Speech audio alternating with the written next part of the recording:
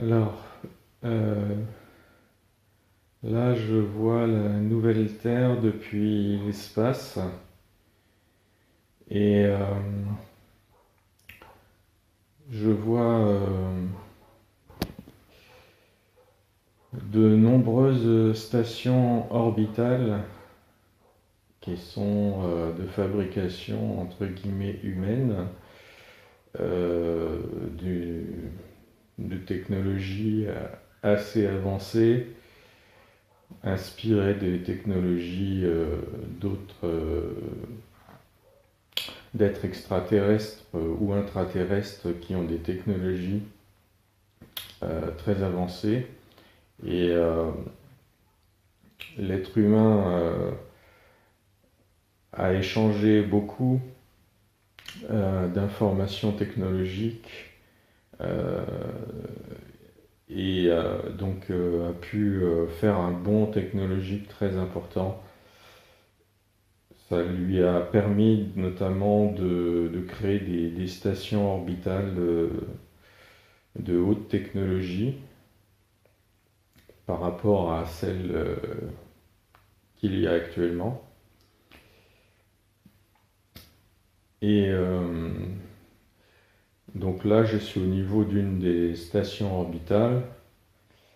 Euh, je vais d'abord décrire un peu ce que je vois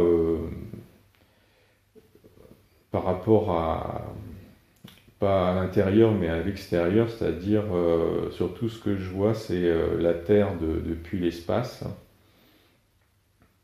Et donc en regardant la Terre depuis l'espace, je vois des espèces de tubes, de cylindres bleus, bleu clair, bleu. Enfin, non, c'est pas bleu clair, c'est bleu foncé. Ah, je sais pas, c'est un bleu gris, voilà. Euh, et ces tubes descendent, semblent s'enfoncer euh, dans l'atmosphère. Euh, alors, si je regarde un peu jusqu'où ça va, ça descend jusqu'au sol, jusqu'à la surface terrestre. Et ça fait un peu comme une forme d'entonnoir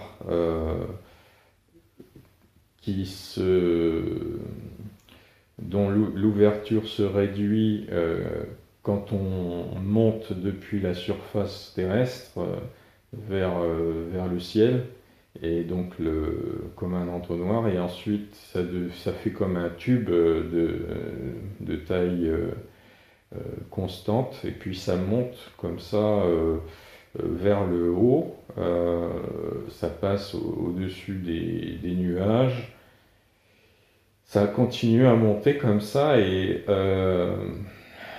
le tube se termine comme un entonnoir qui s'ouvre dans l'autre sens, et il se termine en plein dans l'espace. Dans l'espace à peu près au même niveau où se trouvent les stations orbitales. Alors ça ressemble au niveau géométrique à un vortex. Euh, Ça ressemble à un trou de verre, euh, comme un espèce de couloir qui permet un passage accéléré entre la surface et l'espace. Euh, alors je regarde à quoi ça sert en fait. Euh, Ça sert à déplacer des objets et des personnes rapidement depuis la surface de la Terre jusqu'à l'espace pour envoyer des objets ou des personnes euh, sur les zones des stations orbitales. Donc c'est un peu comme un espèce d'ascenseur euh, naturel, enfin naturel. C'est pas naturel parce que ça a été fabriqué artificiellement, mais c'est basé sur des mécanismes physiques naturels. Alors c'est de la physique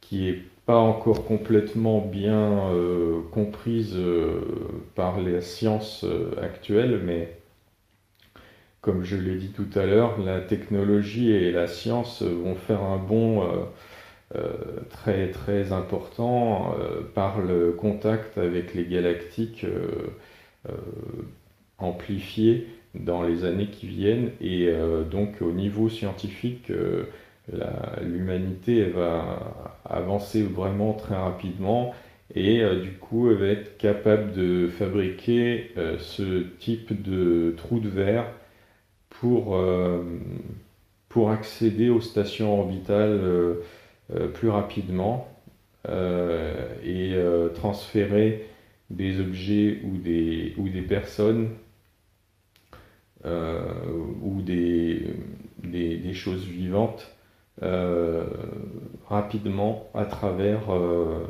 ces trous de verre. Je regarde à peu près comment ils sont disséminés sur la surface de la Terre et j'en vois une bonne dizaine répartis de façon assez aléatoire sur la surface de la Terre. Euh, il y en a au moins un par continent euh, et, euh, et donc c'est très utilisé pour les échanges avec les stations orbitales. Euh,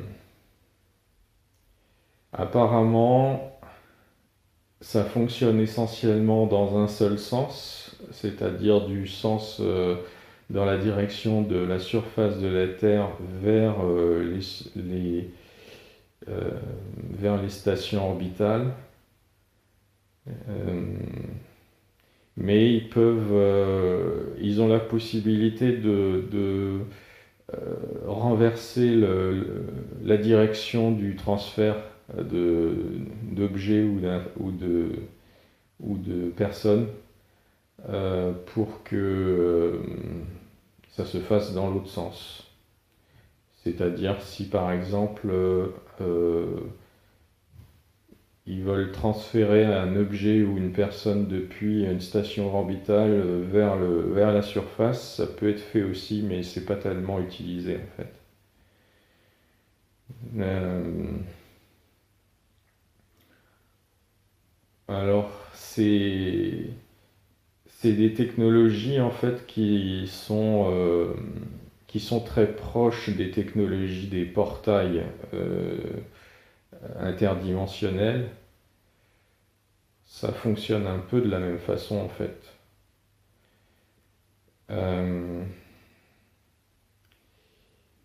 il y a une histoire de fréquence, de match fréquentiel entre les deux extrémités du trou de verre. Euh, je vois qu'on me parle de projection holographique. Euh, alors, ce qu'on est habitué à voir avec une projection holographique, c'est que ça nous projette une image en 3 dimensions. Mais en fait, la projection holographique, c'est plus large que ça. Ça peut projeter des fréquences dans une zone de l'espace bien précise. Les fréquences qui sont projetées dans les hologrammes traditionnels, on va dire, ceux qui nous montrent une image 3D, par exemple, d'une personne, ça correspond, ces images, à des fréquences. à des fréquences de lumière avec les couleurs qui correspondent à différents endroits et ça représente l'image en 3D. Ça, c'est pour vous expliquer que en fait, cette projection holographique, c'est une représentation en 3 dimensions d'un certain nombre de fréquences. Et en fait, ce principe-là holographique, il peut être étendu à d'autres applications. Et par exemple, ça peut permettre de projeter une fréquence sur une zone particulière qui peut correspondre à l'entrée d'un trou de verre ou d'un portail et projeter la même fréquence dans l'espace, dans une zone où on souhaite que le trou de verre se termine. Et en fait, en faisant ça, eh bien, c'est une technologie qui permet de créer le trou de verre et qui permet donc de créer un ascenseur entre la surface de la Terre et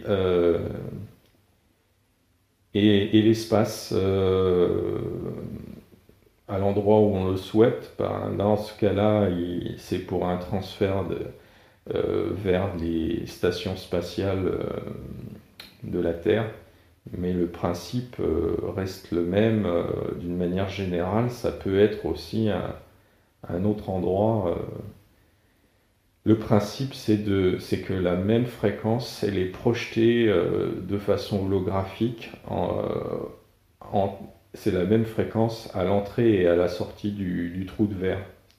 Et en fait, par ce principe-là, ce n'est pas un déplacement de l'objet ou de la personne continue entre l'entrée et la sortie du trou de verre, c'est une désintégration de la personne à l'entrée du trou de verre et une rematérialisation de la personne à la sortie du trou de verre.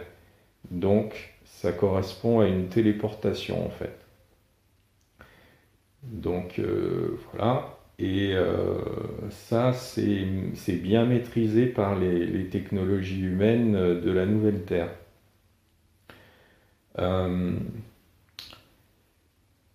Ça correspond à un portail aussi, c'est-à-dire que du point de vue globalement, ça correspond à la création d'un portail au niveau de la surface. Et si on se place à l'entrée du trou de verre, on peut voir la sortie du trou de verre, ce qu'il y a à l'endroit où ça arrive, à la sortie du trou de verre. Donc, si on se place à l'entrée du trou de verre, on voit l'espace dans la zone où l'objet ou la personne va arriver à la sortie du trou de verre. Et voilà, donc c'est quand même une application très importante des techniques holographiques. Les techniques holographiques sont utilisées aussi pour les medbeds, hein, pour reconstituer par exemple des corps, des membres amputés ou des choses comme ça. C'est le même principe en fait. C'est encore de la projection en 3 dimensions de certaines fréquences qui correspondent à celles du membre amputé et qui correspondent, ces fréquences pour le medbed en fait elles sont calées sur ces fréquences des cellules souches et qui sont définies par l'ADN. Et c'est à partir de ces informations-là que ces fréquences sont projetées holographiquement dans la zone à reconstituer dans le corps. Mais c'est exactement en fait la même technique appliquées différemment. Donc, ces projections holographiques, en fait, de fréquences bien spécifiques, ça permet de faire quand même beaucoup de choses. Et ça permet aussi, par exemple, de faire fonctionner les réplicateurs. Les réplicateurs, c'est à nouveau une projection holographique de certaines fréquences, et ces fréquences-là, elles ont été obtenues en scannant l'objet d'origine qui doit être répliqué. Donc une fois que ces fréquences sont obtenues, eh bien on peut recréer l'objet artificiellement, simplement en faisant une projection holographique de la fréquence en 3 dimensions de l'objet. Voilà. Et donc c'est toujours la même technique, que ce soit le medbed, les réplicateurs ou la création de portails ou de trous de verre de façon artificielle.